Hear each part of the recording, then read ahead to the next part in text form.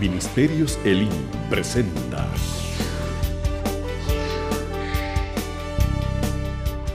al pastor Héctor Nufio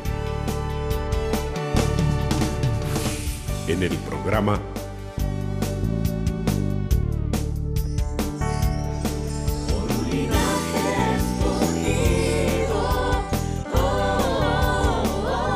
Por un linaje escogido.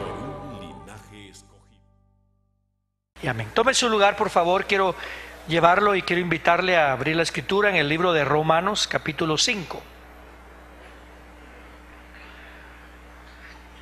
Y una de las cosas que tenemos que entender es que nuestra identidad se tiene que ir sumando, o mejor dicho, tiene que ir creciendo en lo que es nuestra identidad con Cristo en la cruz del Calvario, nuestra identidad con Él que fue sepultado y nuestra identidad con Él que fue resucitado. Pero lo que da la identidad con la muerte y la identidad con la sepultura es la resurrección. En la muerte hubo mucha gente que se identificó, que lo vio, que le dio lástima al Señor Jesucristo.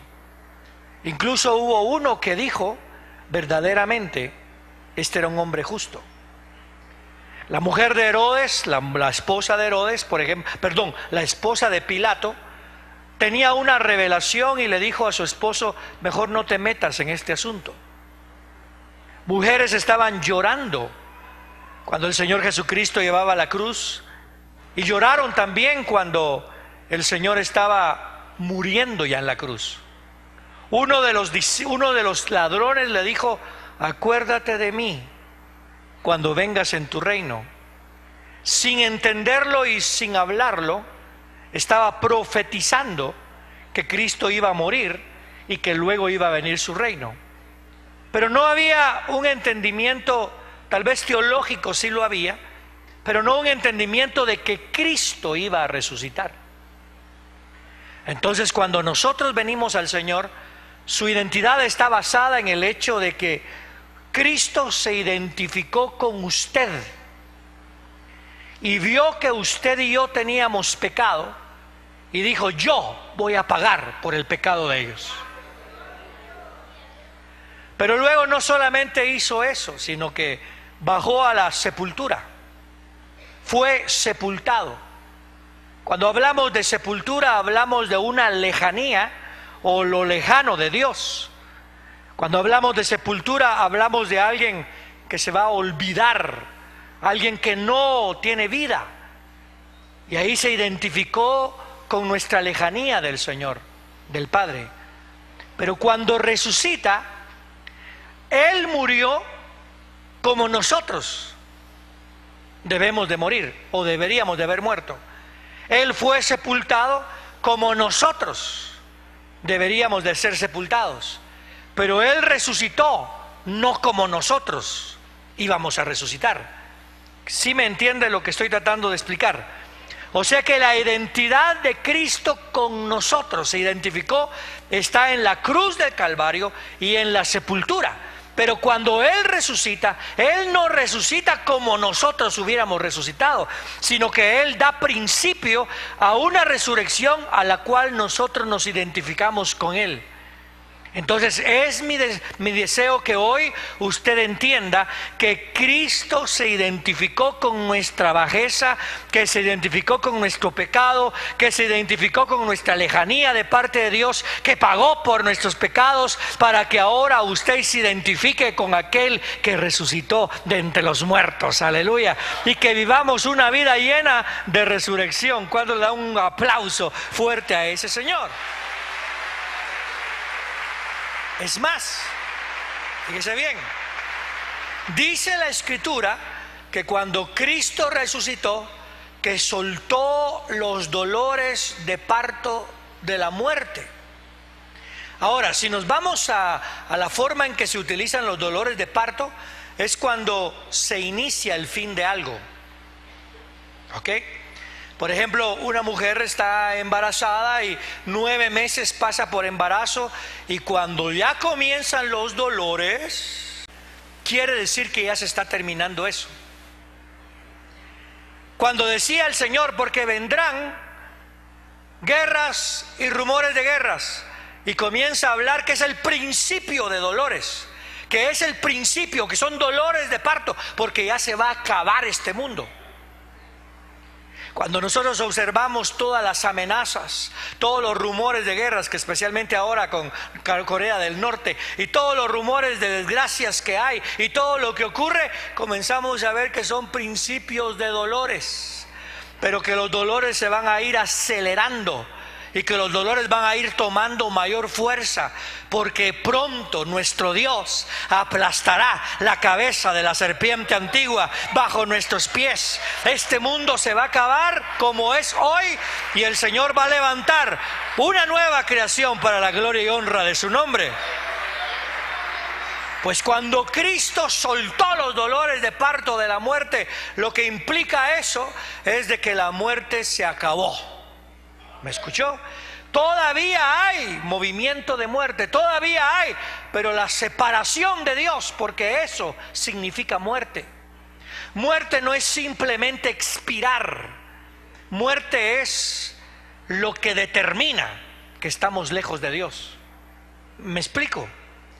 Muerte no es simplemente expirar y ser sepultado. Muerte significa que estamos alejados de Dios. Pero cuando Cristo resucitó entre los muertos, ahora tenemos libre entrada delante de la presencia del Padre. Vamos directamente por medio de aquel que dijo: yo soy el camino, la verdad y la vida. Nadie viene al Padre sino solamente por mí. Aleluya. Ahí está nuestra identidad de la resurrección. Yo me ponía a pensar, Señor, todos nosotros necesitamos avivar esa identidad de la resurrección, porque vivimos nuestra vida, y les soy sincero, yo me incluyo, y no creo que haya ningún cristiano que pueda decir yo no me incluyo, porque todos hemos pasado momentos cuando hemos dicho: ¿de qué sirve esto? ¿Será que me aman? Y de alguna manera estamos negando el poder de la resurrección en nuestra vida, porque dice la Escritura que si Cristo no resucitó, nuestra fe es inútil. Que si Cristo no resucitó, que vana es nuestra predicación, es inútil nuestra predicación. Y que si Cristo no resucitó, somos los más miserables de los hombres. Ahora, usted dirá: pero yo creo que Cristo resucitó. Correcto, usted lo cree, pero hay veces que negamos lo que creemos con nuestras actitudes.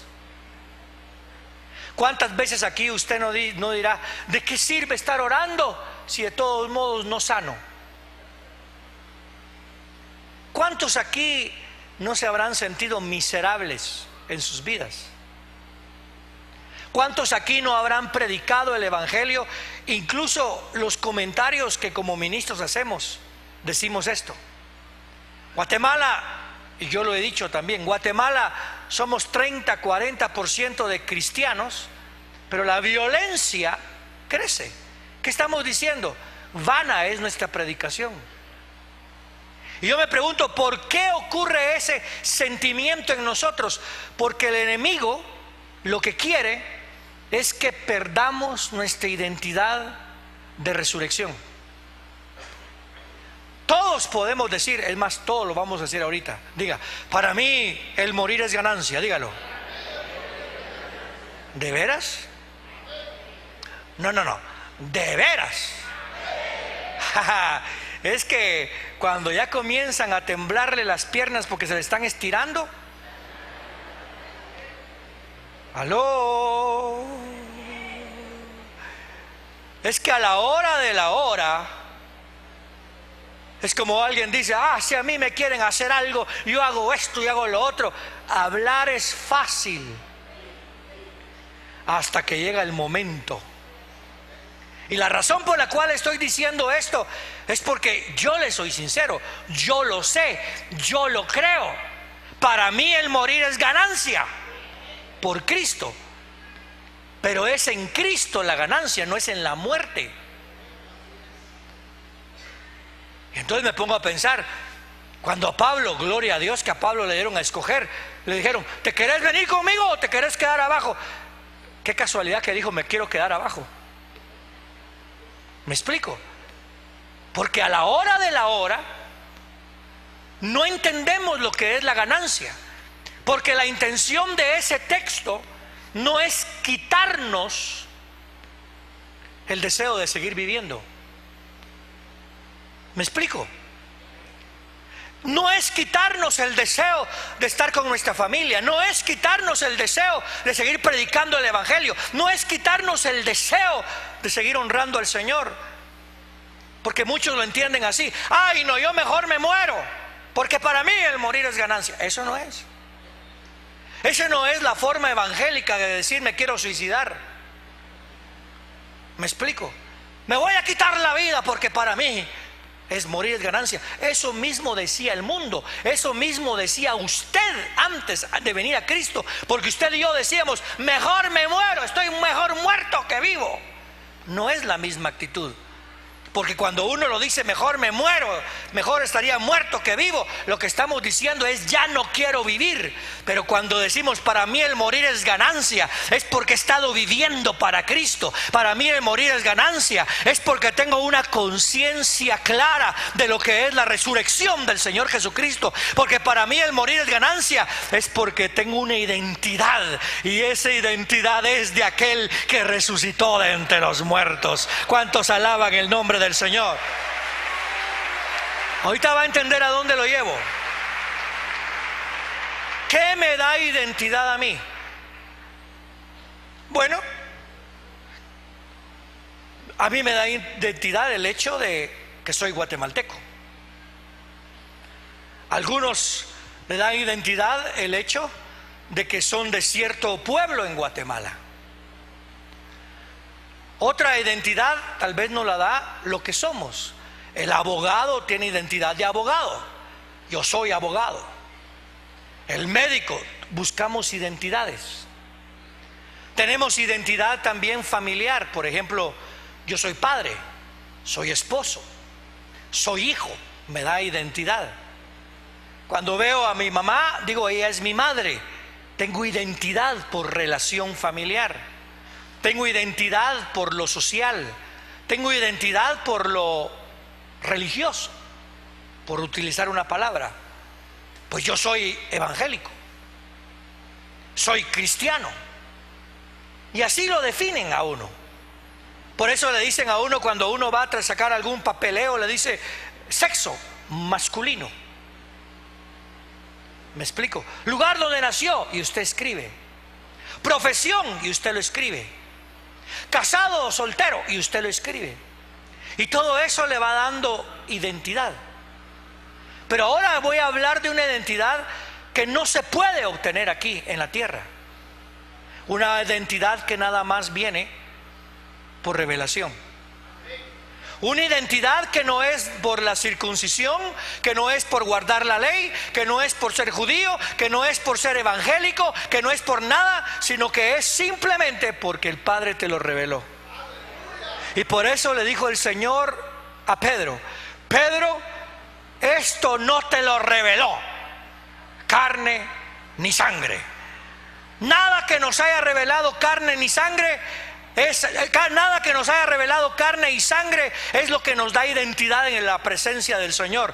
Yo no me voy a ir al cielo por ser abogado, no me voy a ir al cielo por ser ministro, no me voy a ir a la presencia del Padre por haber nacido en Guatemala, no me voy a ir a la presencia del Padre por ser padre o por ser hijo o por ser esposo. Me voy a ir a la presencia del Padre porque una revelación vino a mi vida, y esa misma revelación vino a su vida, y es esta: eso no te lo reveló carne ni sangre, que Jesucristo es el Hijo de Dios viviente. ¡Qué tremendo! Pero ¿qué contrarresta, o mejor dicho, qué viene a eliminar esa identidad. Porque nosotros fuimos hechos a imagen de Dios. Dígale a su vecino, tú eres hecho a imagen de Dios. Ahora dígale, pero no sos Dios, porque alguien se lo puede creer. Entonces, ¿cuál es la imagen de Dios que tenemos nosotros? Adán, cuando fue hecho, le dijo el Señor, hagamos al hombre a nuestra imagen. La palabra hagamos trae un montón de pensamientos. Habían más dioses. Se habló con la Trinidad. ¿Será que habló con los ángeles y consultó con los ángeles? La cuestión es que sí los hizo. Y levantó del polvo al hombre y le dijo, hagámoslo a nuestra imagen. Hagamos al hombre a nuestra imagen. Esa palabra no ha terminado. ¿Me está escuchando? Esa palabra no ha terminado. Nos está llevando a una imagen. Muchos creen que en el momento cuando Dios levantó a Adán dentro del polvo, se terminó el hagamos al hombre. No. Esa palabra no terminó. Todavía continúa y ya hizo al hombre a su imagen. ¿En quién? En Cristo. Porque Jesucristo es la imagen misma del carácter, es la imagen misma del Dios verdadero, dice el libro de Hebreos. Pero no terminó con él el hagamos, sino que ahora todos estamos siendo hechos a la imagen de Jesús. Eso es lo que dice la Escritura, que el Padre a través del Espíritu Santo, y el Espíritu Santo es el mismo Espíritu de resurrección, y por eso es que hoy creemos que si el Espíritu que resucitó a Jesucristo de entre los muertos mora en vosotros, el que resucitó a Jesucristo de entre los muertos vivificará vuestros cuerpos mortales. Nos está haciendo a la imagen del Hijo de Dios y está cumpliendo la palabra de hagamos al hombre conforme a nuestra imagen. ¿Sí me explico? Entonces, cuando Adán comienza a caminar, comienza a ser formado a la imagen. Le dan autoridad. Yo quiero esa imagen de autoridad. ¿Cuántos quieren esa imagen de autoridad? Todos sueñan con ser coroneles, con ser generales. Todos sueñan con ser pastores, con ser apóstoles. Todos sueñan con ser presidentes. ¿Por qué? Porque ejercen autoridad. Pero se les olvida y se nos olvida que esa autoridad nos juzga después. Porque la autoridad es parte de la imagen. Todos soñamos con casarnos, los varones y las mujeres. Queremos casarnos y se nos olvida que cuando nos casamos, la autoridad que tenemos es que tenemos que amar a nuestras esposas como Cristo amó a la iglesia. Es que qué bonito recibir, qué bonito es tener esa imagen, qué bonito es enseñorearse sobre todo. Pero también la última palabra es, pero sed santos como yo soy santo, porque sin santidad nadie verá al Señor. Y comienza ese proceso. Adán recibe órdenes, tiene libertad, pero el Señor le dice, no comerás del árbol del conocimiento, del fruto del conocer el bien y el mal, porque el día en que lo conozcas, morirás. ¿Cuál es la muerte? La muerte no es expirar solamente. La muerte es la lejanía de Dios. Porque aunque Dios se acerca, la muerte hace que nosotros nos alejemos. Si usted hoy está buscando de Dios, es porque en usted hay vida, o es porque la vida también lo anda buscando a usted. Entonces leamos el verso 12. Y por esta razón, así como el pecado entró en el mundo por medio de un solo hombre, y la muerte por medio del pecado, así también la muerte pasó a todos los hombres, por cuantos todos pecaron. Antes de la ley, el pecado estaba en el mundo, pero como no había ley, el pecado no era tenido en cuenta. Vamos a detenernos ahí. Entonces, ¿cuál es la imagen que manifestó el hombre? Cuando se alejó de Dios, el hombre vio pecado por primera vez. Él no sabía lo que era estar desnudo. Él no sabía lo que era tener una necesidad. ¿Se imagina usted eso? Él no sabía lo que era tener desnudez. Él no sabía lo que era querer cubrirse con hojas de higo, buscar llenar su necesidad para cubrir su desnudez. Entonces, ¿qué fue lo que manifestó el hombre?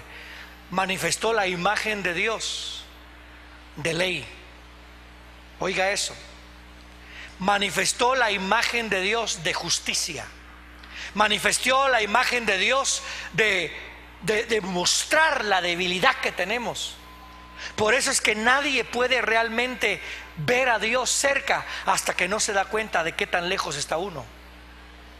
Entonces el hombre comenzó a manifestar la imagen de Dios en ley, y eso mismo le asustaba.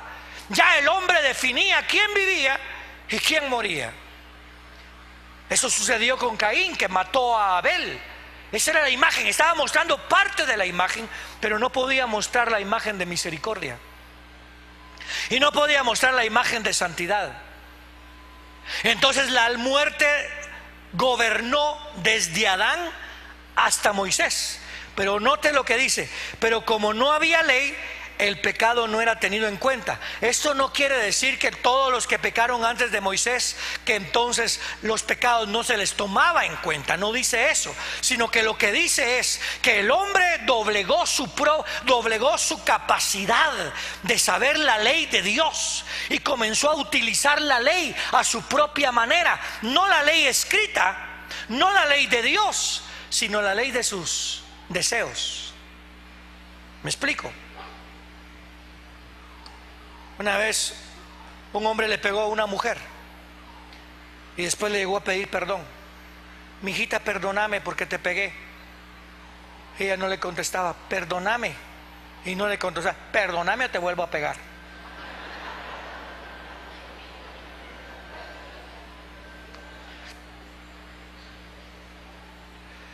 En más de alguna ocasión nosotros los varones nos hemos enojado con la esposa. Es que me enojas. Y gritamos porque tú me enojaste. Siempre justificamos lo que hacemos. La ley del hombre está hecha para justificarse, y uno la puede manipular.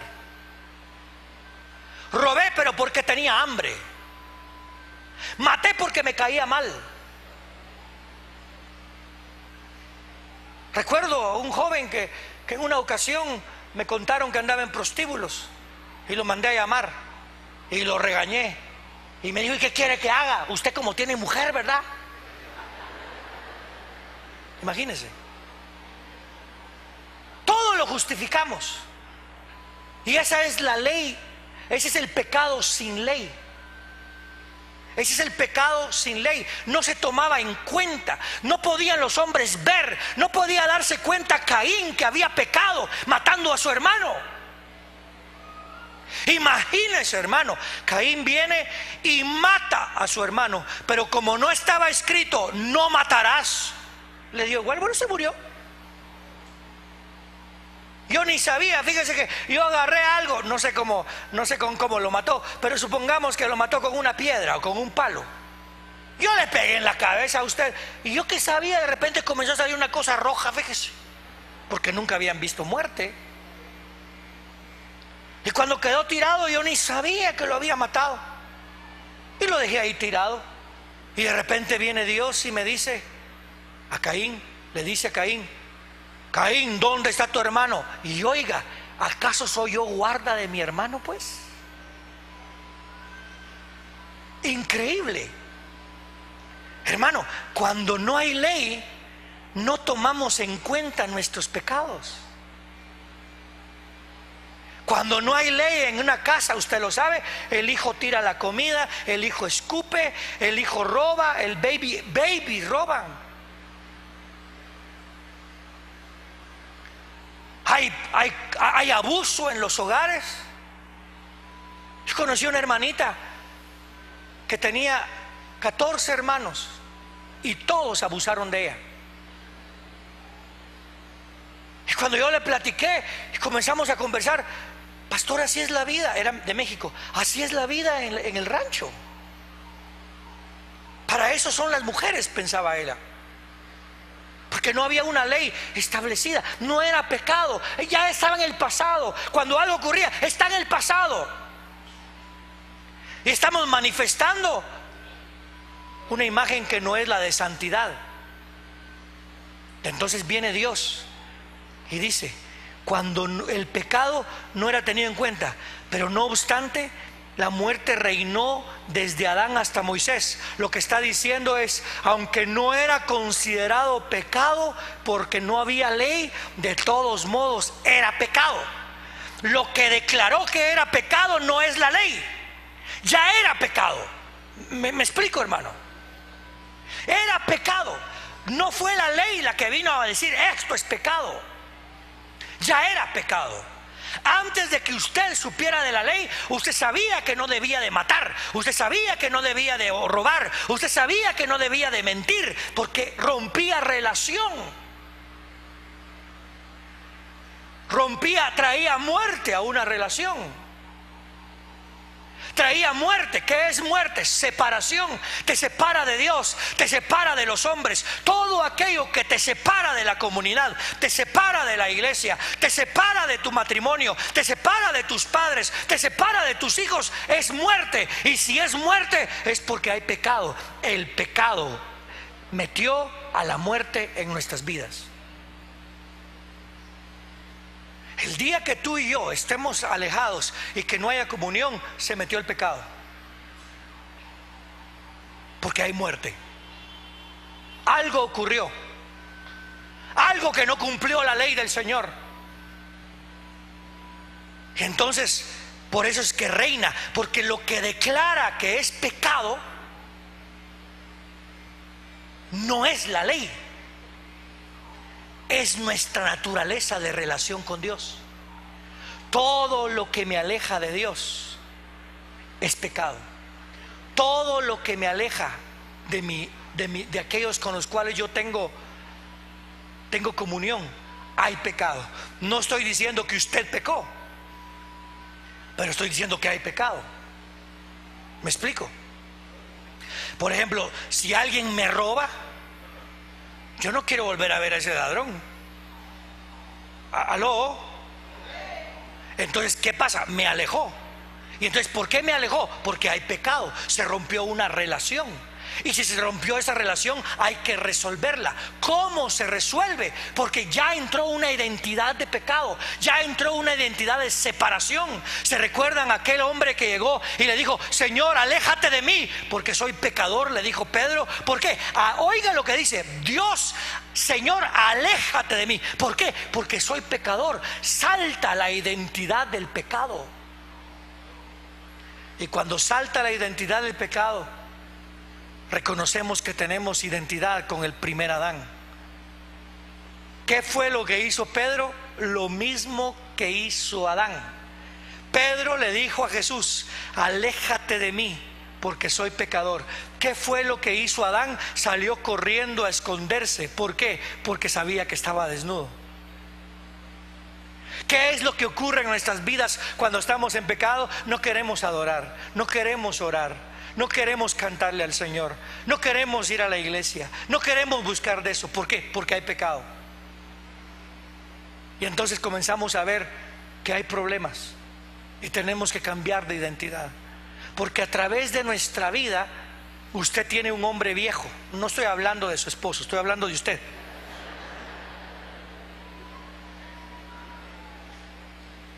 Usted tiene la vieja naturaleza. ¿Aló? Dije para no tirarle nada más al hombre, porque dice: hay hombre viejo, pero también hay vieja naturaleza. Entonces se usan los dos términos. El hombre viejo, la vieja naturaleza está en mí. El hombre viejo, la vieja naturaleza, busca alejarse de Dios. El hombre viejo, la vieja naturaleza, comienza a decir: inútil es.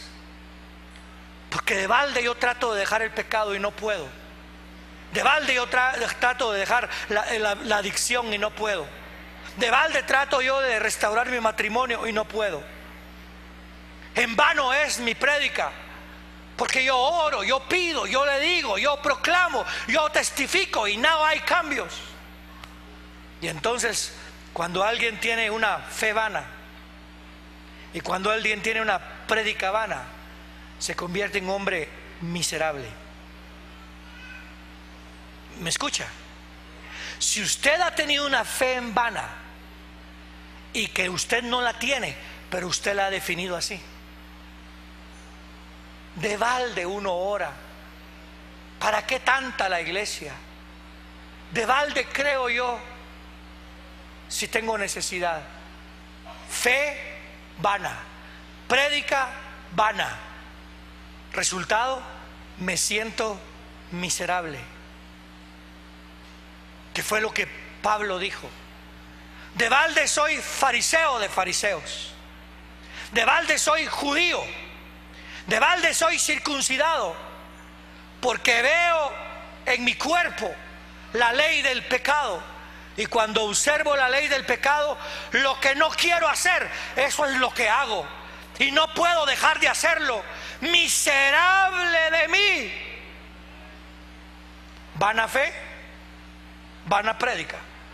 Miserable de mí. ¿Quién me podrá librar de la ley del pecado que está en mis miembros? Y de repente regresa a su identidad en el postrer Adán, no en el primer Adán, porque el primer Adán decía miserable de mí, y todos los que estábamos bajo el primer Adán gritábamos miserable de mí. Pero después nos damos cuenta que Dios dio a su Hijo para que todo aquel que en Él crea no se mantenga perdido, mas salga de la condenación y tenga vida eterna. Aleluya. Miserable de mí. ¿Quién me podrá librar de la ley del pecado que está en mis miembros? Doy gracias a Dios por Jesucristo. Dele ese aplauso fuerte al Señor.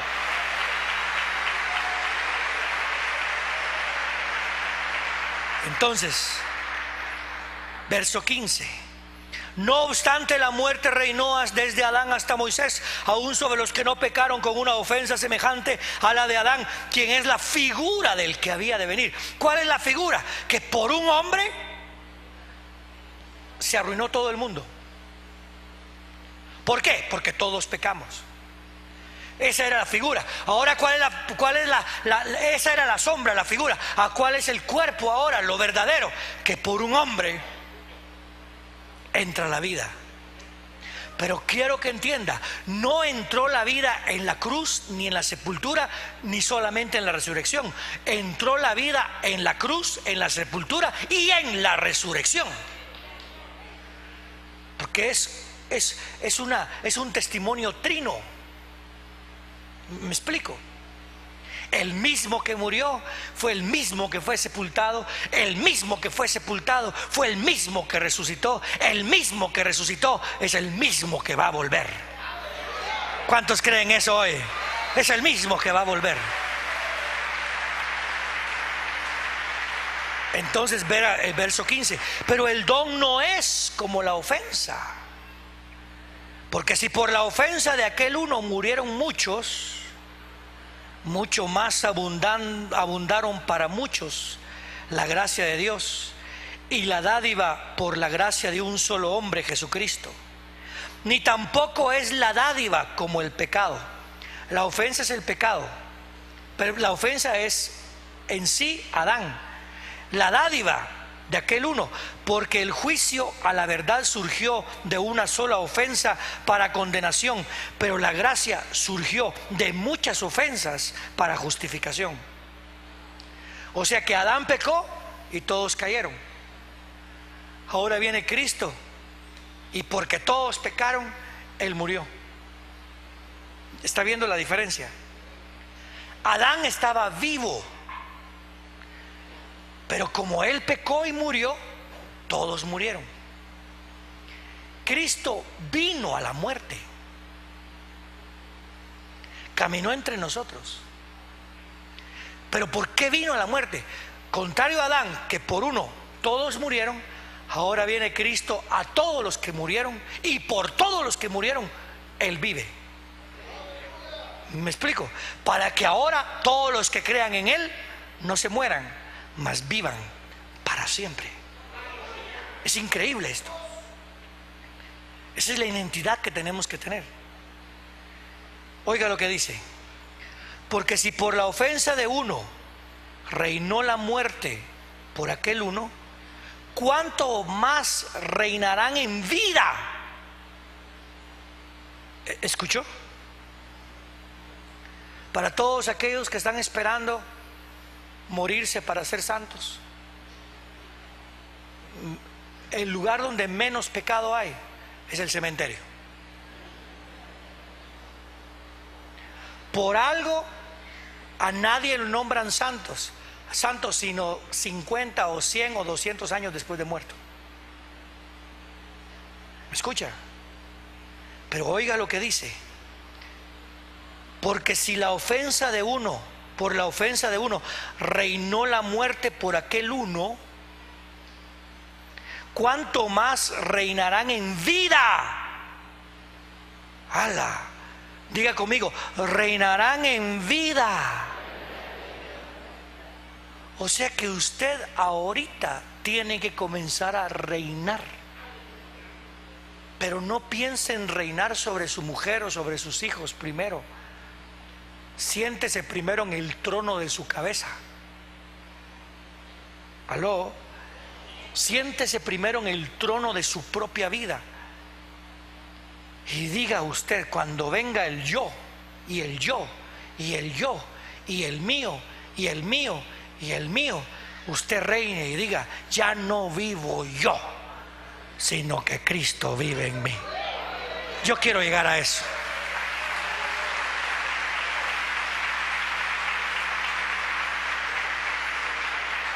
Pero mire, mi yo es bastante grande, como el suyo. Nuestro yo es muy grande. Nuestros deseos, nuestra forma de hablar lo manifiesta. Mi identidad de guatemalteco salta a cada rato. Ahora ya comencé a decir: mi cafecito, por favor. Antes yo decía: un café, por favor. Ahora ya aprendí.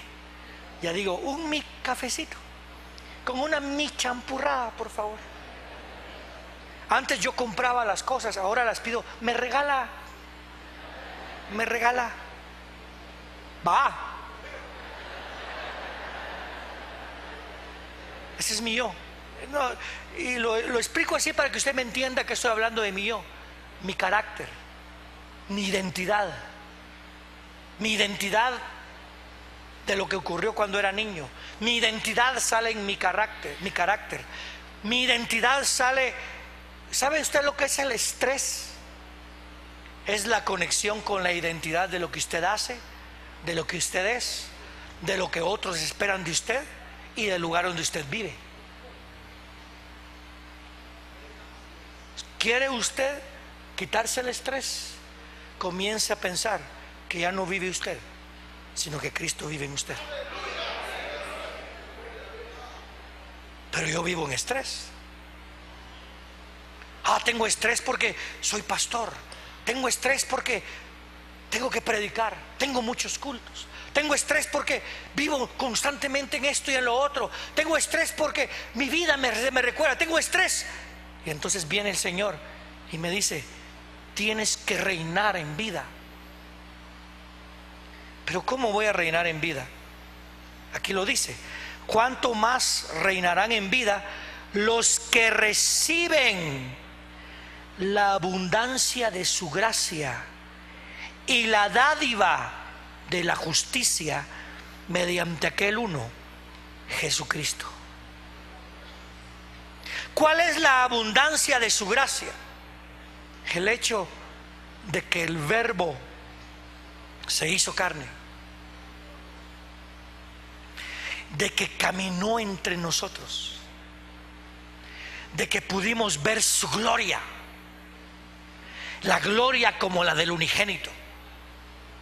El hecho de que Él fue tentado en todo como yo soy tentado, no de todas las mismas maneras, pero fue tentado en su carne, fue tentado en su espíritu y fue tentado en su alma.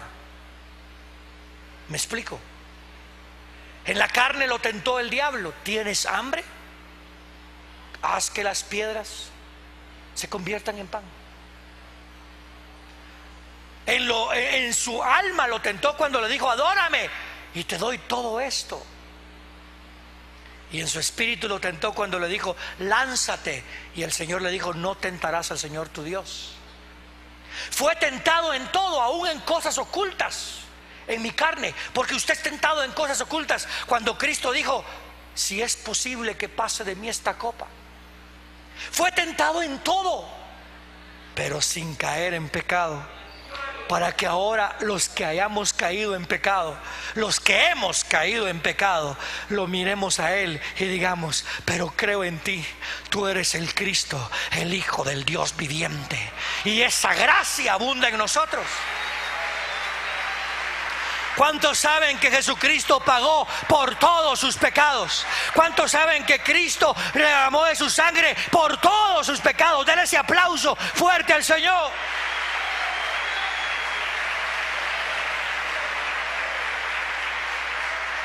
Por eso es que tengo que estarles recordando de la abundancia de su gracia y de la dádiva de la justicia. ¿Cuál es la dádiva de la justicia? La resurrección. La resurrección. ¿Por qué? Porque la muerte ya está condenada. ¿Por qué? Porque la muerte entró por el pecado. ¿Me explico? Cuando entró por el pecado, fíjese bien, utilizó la ley. El pecado, la ley aplicó sobre el pecado la muerte. Y entonces la muerte ya tiene gobierno. Quiero que entienda que el gobierno en esta tierra de muerte es un gobierno legal. ¿Por qué? Porque Dios con su ley dijo: toda alma que pecare, esa morirá. Pero de repente viene la muerte y entra en un hombre que nunca pecó. No se dio cuenta. Llevó a la cruz a Cristo y murió para matar al heredero de todo, al que podía eliminar la muerte. Y matando a Cristo, muriendo Cristo, se rompió la ley. Porque dice: toda alma que pecare, esa morirá. Se lo voy a poner de otra manera: solo las almas que pecan morirán. Y como todos habían muerto, entonces se traduce: todo alma que pecare morirá. Pero implica que no deben de morir los que no pecan. ¿Sí me explico? Si yo digo: todo el que se pase de 40 kilómetros por hora va a recibir un ticket, ¿qué eso implica? Implica que los que no se pasen no tienen por qué pagar el ticket. Entonces, toda alma que peque morirá. Implica: el que no peque no morirá. Pero como todos pecaron, la muerte le entraba cabal, hermano, parejo. Y se llevó a Cristo a la cruz del Calvario. Y Cristo murió. Y cuando Cristo murió, el justo murió. Y cuando el justo murió, el justo miró a Dios y confesó: pero yo sé que tú has dicho: no dejaré que mi justo vea corrupción, y al tercer día lo levanta de entre los muertos. Y esa es la justicia de hoy, la resurrección de Cristo. Usted y yo debemos de vivir viviendo de la gracia y de la justificación en Cristo, la dádiva. Dele ese aplauso fuerte al Señor, aleluya. Mire pues, la gracia es de que Cristo murió por todo el mundo. La dádiva es que a los que en Él creen vivirán para siempre. Porque los que no creen en Él se mantienen bajo la muerte. Y eso es lo increíble. Entonces ahora yo me pongo a pensar: Señor, ¿cómo he vivido yo? Seamos sinceros. Por favor, no se crea tan campeón, ¿ok?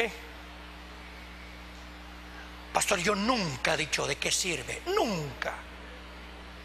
Ay, no, nunca yo he dicho. ¿No lo ha pensado? Tampoco, que el Señor reprenda al diablo. Seamos sinceros, hermano. En temporadas de nuestra vida nos hemos detenido a pensar: mi fe es inútil.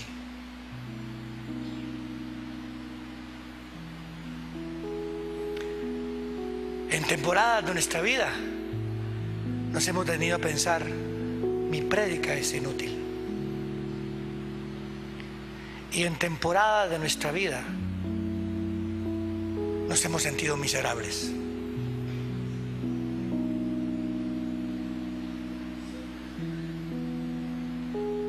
¿Qué es lo que está ocurriendo? Vivimos perdonados, pero como que Cristo no resucitó. Y entonces nos vemos miserables. Un miserable es alguien que está atado a algo. Un miserable es alguien que no tiene escape. Un miserable es alguien que está condenado a ser de una manera. Un miserable es alguien que no le queda otra que causar lástima, porque no reconoce que tiene valor. Yo una vez le dije a una persona, como estamos formando el ministerio de huérfanos, los huérfanos nunca se utilizan para causar lástima. Nunca.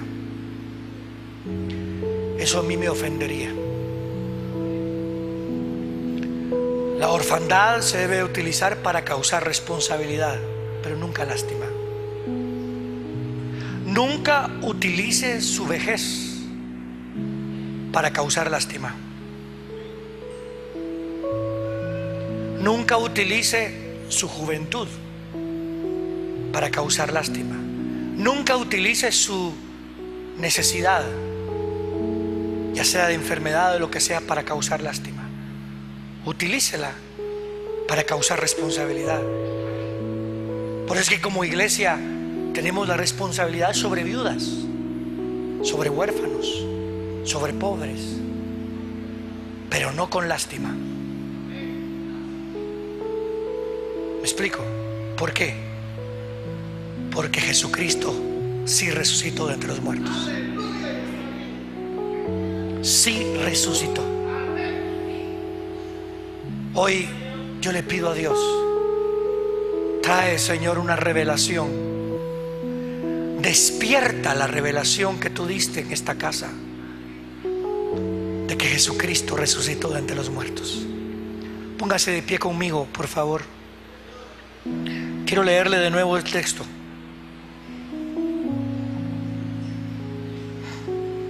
Dice así: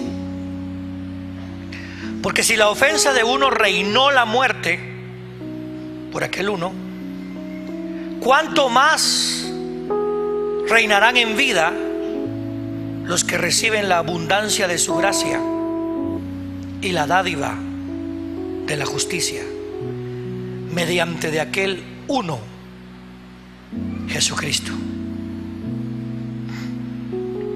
Así como la ofensa de uno alcanzó a todos los hombres para condenación, así también la justicia realizada por uno alcanzó a todos los hombres para justificación de vida. Si usted está atado a un pecado, cualquiera que sea, hoy usted tiene que entender la gracia.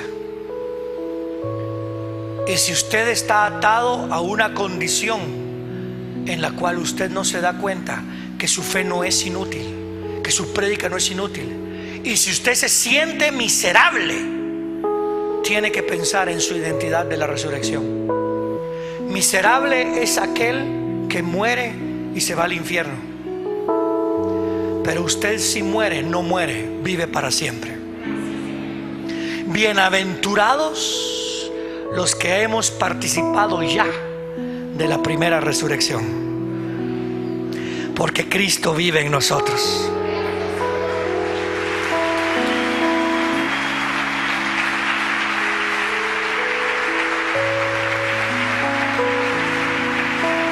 Y queremos aprovechar este momento entre cultos para que, si usted necesita oración, tenemos ancianos, presbíteros, gente del staff, tenemos a los hermanos de Compartiendo el Pan, que se van a quedar un rato con usted aquí orando y peleando la buena batalla de la fe.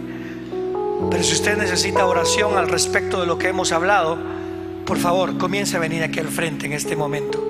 En lo que cantamos este coro, usted comienza a venir aquí al frente, y aquí hay personas que van a quedarse un rato con usted, ministrándolo, orando, bendiciéndolo y creyendo que el que comenzó la buena obra en usted no se va a detener, sino hasta terminarla.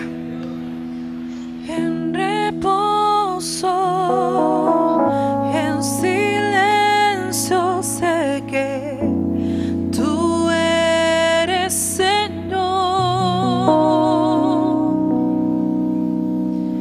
Al estar en tu presencia, sé que hay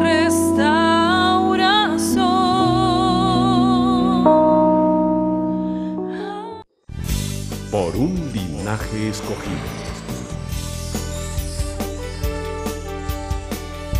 Es una presentación de Ministerios Elim en la ciudad de Guatemala. Si desea adquirir este material, comuníquese a Iglesia de Cristo Elim Central. Por un linaje